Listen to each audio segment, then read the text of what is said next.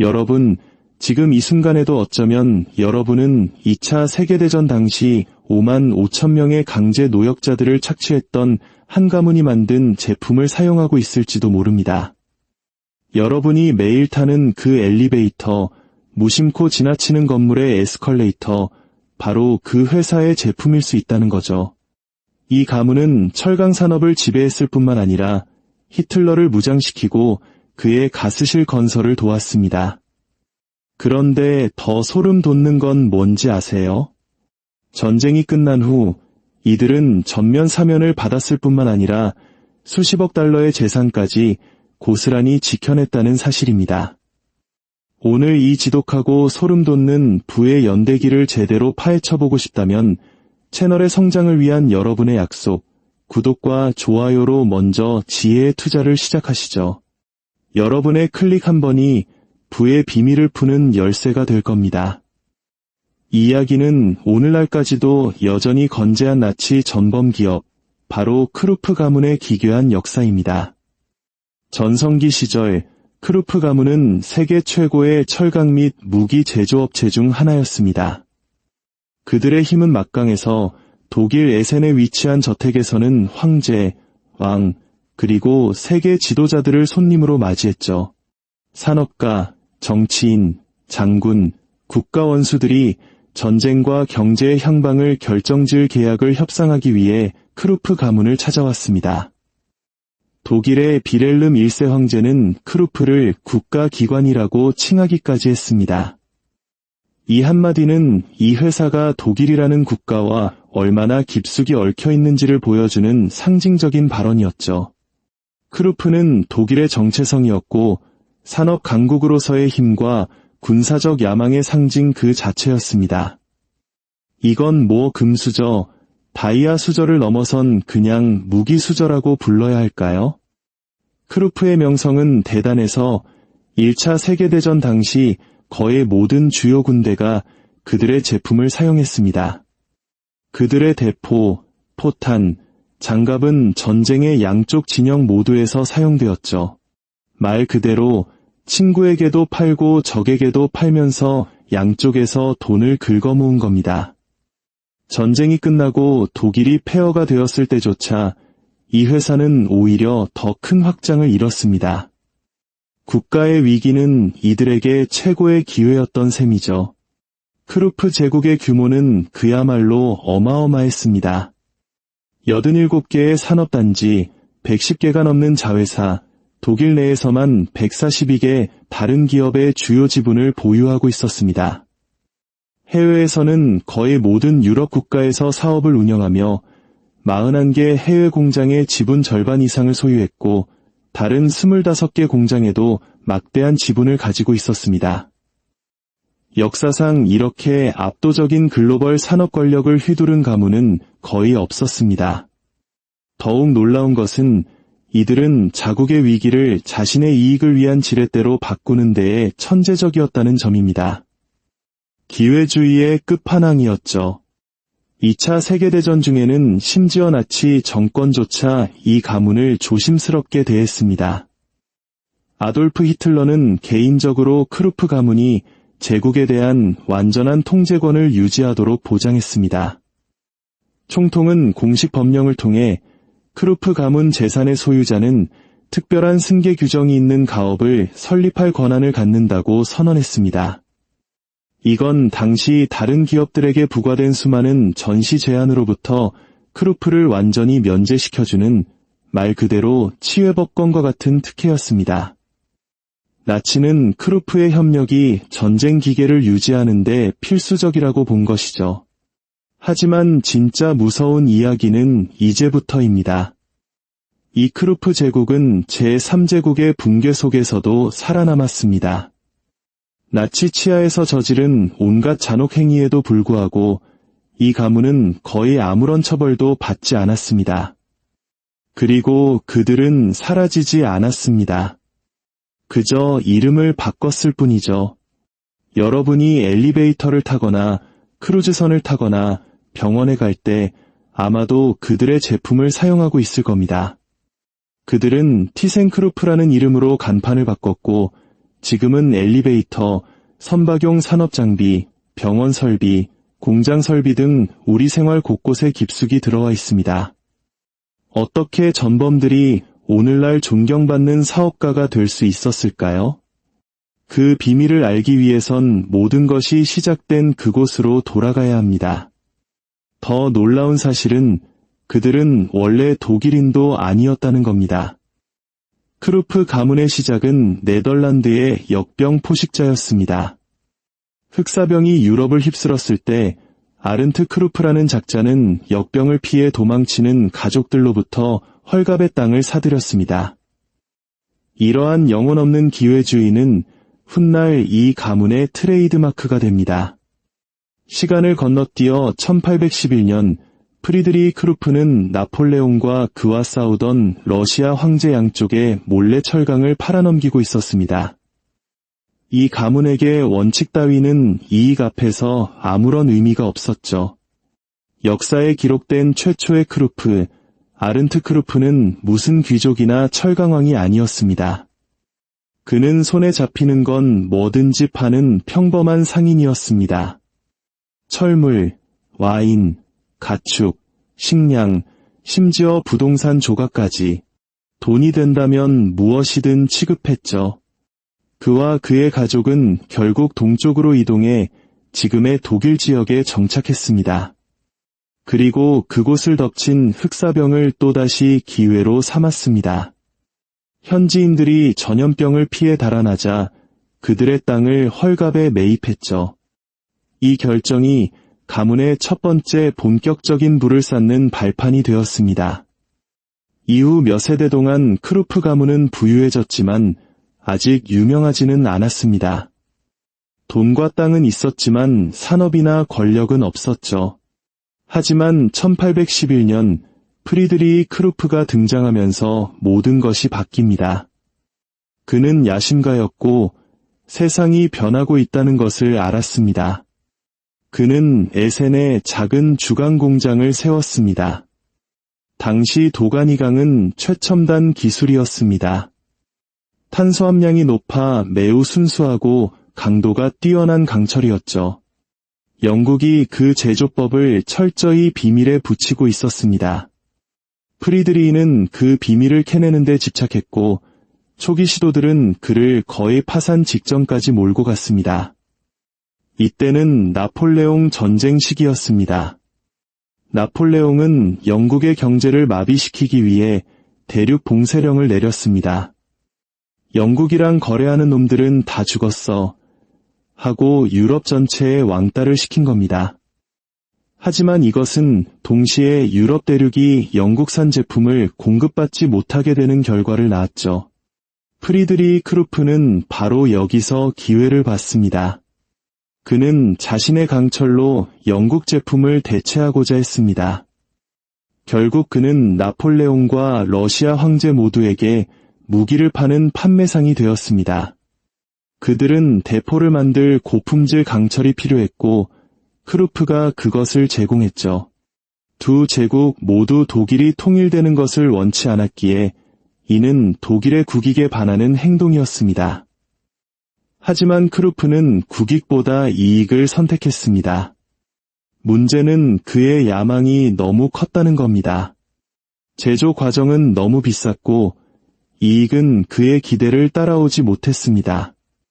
결국 프리드리히의 재정은 무너졌고 1826년 그가 사망했을 때 그는 빚더미에 앉은 작업장과 희미해져가는 꿈만을 남겼습니다.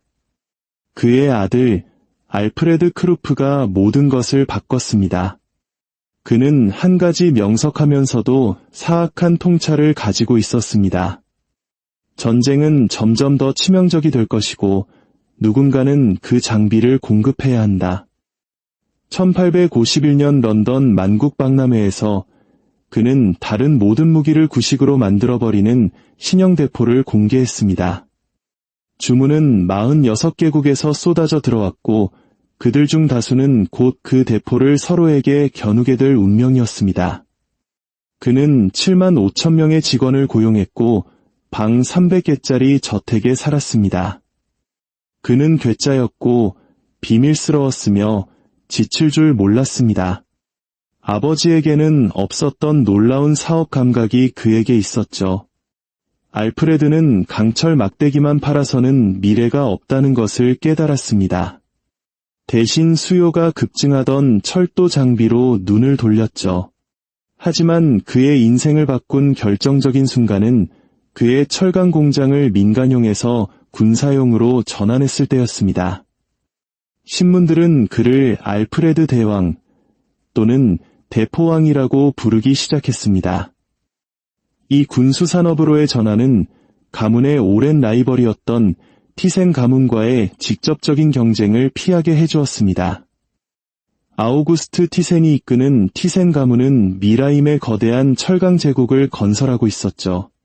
이후 수십 년 동안 알프레드 크루프와 아우구스트 티센은 때로는 경쟁자로, 때로는 파트너로 독일 산업의 힘을 정의하게 됩니다. 알프레드는 마케팅의 천재였습니다. 그는 명성이 품질만큼이나 물건을 잘 팔 수 있다는 것을 알았습니다. 그는 만국박람회를 이용해 자신의 제품을 홍보했습니다. 국가 원수, 장군, 왕족들이 고객으로 참석하는 19세기판 글로벌 무역 박람회였죠. 그는 또한 사진에 막대한 투자를 해서 공장과 제품의 극적인 이미지를 만들어냈습니다. 철도 레일이나 파이프는 시선을 끌지 못하지만 거대한 강철 대포는 즉각적인 주목을 끌었습니다. 그의 가장 큰 성공은 1851년 런던 박람회에서 주강대포를 공개했을 때였습니다. 기술적으로 경이로운 이 무기는 기존의 어떤 무기보다도 강력하고 정확하며 신뢰성이 높았습니다. 크루프는 곧 유럽 전역에서 모르는 사람이 없는 이름이 되었습니다. 20년 후 프로이센이 프랑스와 전쟁을 벌였을 때 그의 대포는 결정적인 역할을 했습니다. 전쟁의 결과는 크루프 대포를 권력의 상징으로 만들었고 힘을 과시하고 싶은 모든 국가는 크루프의 강철을 가져야만 했습니다. 알프레드는 직원 4명짜리 작은 작업장을 물려받아 7만 5천 명을 고용하는 글로벌 강자로 키워냈습니다. 1887년 그가 사망할 당시 그는 46개국을 무장시키고 유럽의 힘의 균형을 재편했습니다. 그는 제조업뿐만 아니라 지정학에서도 막강한 힘을 가진 존재가 되었습니다. 사업은 그의 아들 프리드리히 알프레드 크루프에게 넘어갔습니다. 아버지가 영리한 마케터였다면 아들은 사업가로 위장한 냉철하고 계산적인 정치인이었습니다. 그는 공장을 운영하는 것에 만족하지 않았습니다. 가업이 지속되려면 은행과 국가에 얽힌 막강한 영향력을 휘둘러야 한다는 것을 알았죠. 그의 리더십 아래 크루프 제국은 독일 주요 상업은행들과 긴밀한 관계를 구축했습니다. 독일판 정경유착의 시작이었죠. 이러한 권력 집중은 소수의 손에 힘이 모이는 결과를 낳았습니다. 당시 한독일 경제 잡지는 이렇게 썼습니다. 오늘날 독일 경제를 지배하는 300명의 남성은 곧 10명, 25명 또는 그 이하로 줄어들 것이다. 그리고 이들 중 크루프는 단연 첫 번째 인물이 될 것이었습니다. 그는 독일 황제 비렐름 2세의 개인적인 친구가 되었고 이 관계는 크루프 가문에 거의 귀족과 같은 아우라를 부여했습니다. 반면 오랜 라이벌이었던 아우구스트 티세는 정반대의 길을 걸었습니다. 그는 공화주의자였고 세습 특권을 경멸했으며 황제에게 아첨하기를 거부했습니다. 크루프가 정치를 하는 동안 티세는 철강에만 집중했습니다. 그러던 중 프리드리히가 아들 없이 사망하면서 제국의 승계가 불투명해졌습니다. 황제의 도움으로 제국은 그의 사위인 구스타프 폰 볼렌 할바흐에게 넘어갔고 그는 심지어 크루프라는 성을 물려받았습니다. 크루프라는 이름 자체가 하나의 브랜드이자 칭호가 되었음을 보여주는 사건이었죠. 독일이 1차 세계대전에 뛰어들자 크루프 가문의 이익은 폭발했습니다. 전쟁이 끝날 무렵 가문은 4억 마르크 이상을 벌어들였는데 이는 오늘날 가치로 약 17억 5천만 달러, 우리 돈으로 2조 원이 넘는 돈입니다. 전쟁이 패배와 굴욕으로 끝나고 수백만 명의 독일인들이 배상금과 초인플레이션으로 파산했을 때 크루프와 티센 같은 산업 거물들에게 전후의 혼란은 또 다른 기회였습니다. 독일은 베르사유 조약에 따라 무장 해제를 해야 했지만 실제로는 그러지 않았습니다. 크루프는 비밀리에 무기를 설계하고 생산했으며 종종 농기계로 위장하거나 설계도를 해외에 팔았습니다. 1920년대가 되자 독일의 중소기업과 중산층은 인플레이션과 불황으로 무너져 내렸습니다. 경쟁이 줄어들자 크루프 같은 거대 산업 트러스트는 더욱 강력해졌습니다.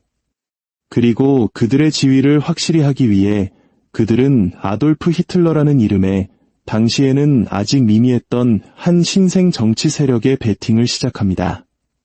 당시 독일은 정치적으로 분열되고 전쟁 배상금의 굴욕을 느끼고 공산주의를 두려워했습니다. 히틀러는 질서, 민족주의, 그리고 군사적 부활을 약속했습니다. 이것은 크루프가 갈망하던 국가적 자부심 회복과 무기에 대한 새로운 수요를 의미했습니다. 구스타프 크루프는 히틀러의 잠재력을 보았고 조용히 히틀러와 나치당의 자금을 대기 시작했습니다. 티센 제국을 물려받은 프리츠 티센도 비슷한 도박을 했습니다.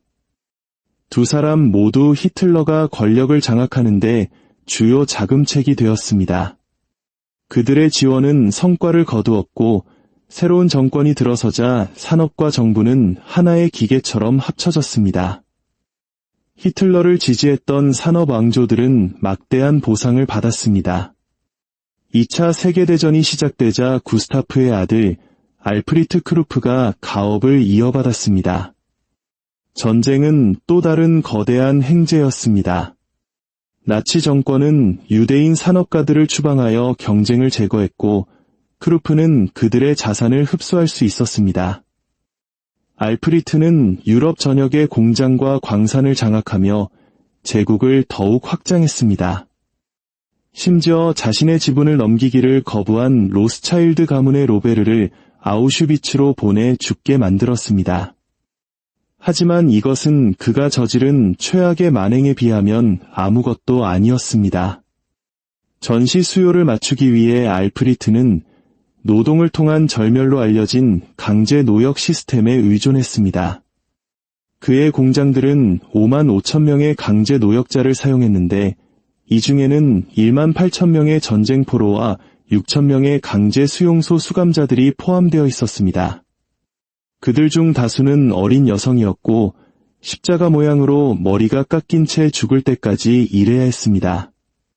한편 한때 크루프와 같은 정치적 도박을 했던 프리츠 티센은 그가 본 것에 경악했습니다.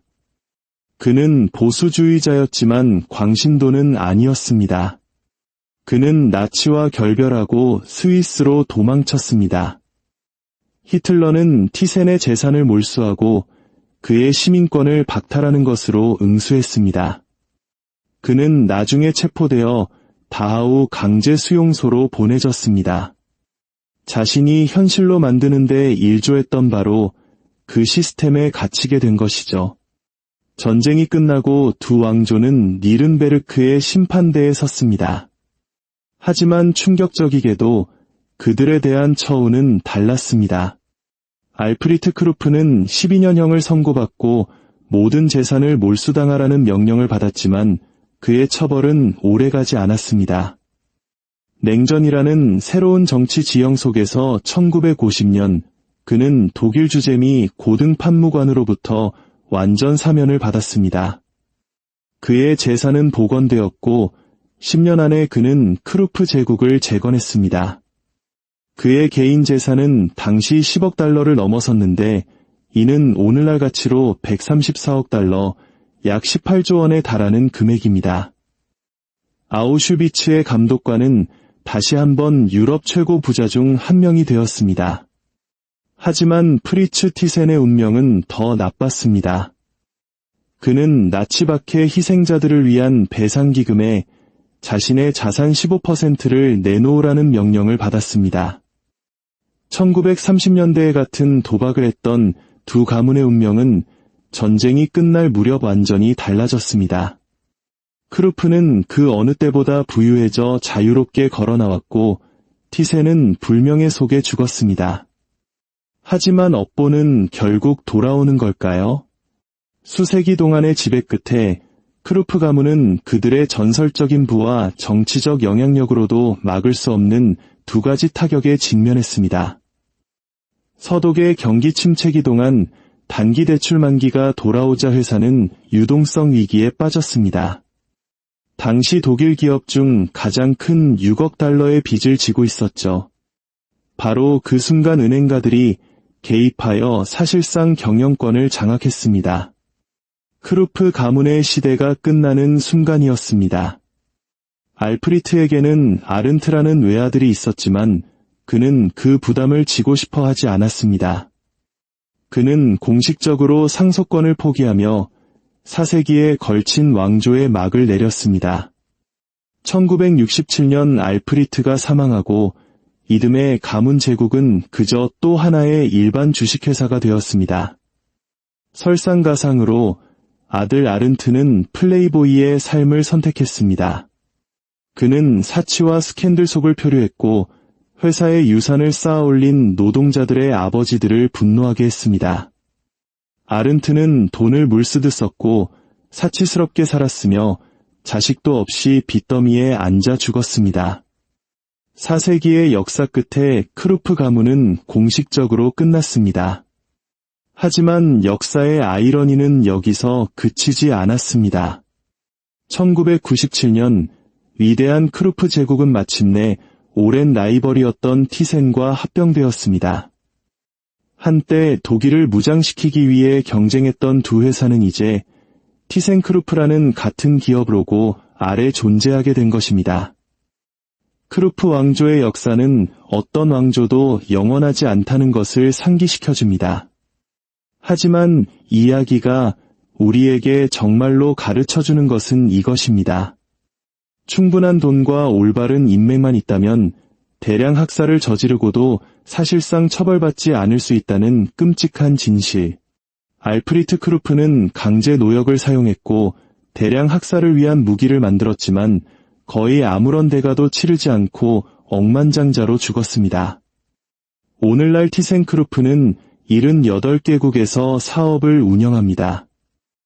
여러분은 아마도 히틀러의 무기상의 후예가 만든 상자 안에 있다는 사실도 모른 채 수십 번 그들의 엘리베이터를 탔을 겁니다. 가문의 이름은 죽었지만 그 재산은 살아남았습니다. 진짜 질문은 이것입니다. 과연 이렇게 끔찍한 해고를 옷장 속에 숨긴 기업이 이들 뿐일까요?